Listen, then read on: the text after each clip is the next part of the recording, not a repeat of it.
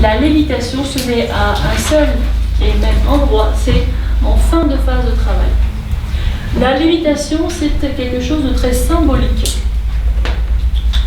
Une lévitation est très symbolique et n'attendez pas à ce que votre sujet lévite. Et là, je parle pour toi, David, je sens que c'est une question que tu as envie de me poser.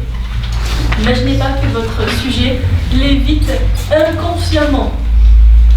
N'imaginez pas que votre sujet d'un coup, oh,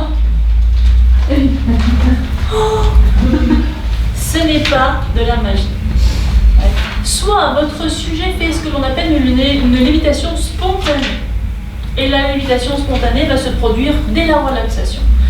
C'est assez rare, mais on en voit des gens qui font des lévitations spontanées. Qu'est-ce qu'une lévitation spontanée? Eh bien, c'est simplement une manifestation externe d'un certain sentiment, d'une certaine sensation de légèreté à l'intérieur, et elle se manifeste très rapidement. C'est pour ça que je dis, à peine le sujet a les yeux fermés, que l'on voit déjà sa main se lever.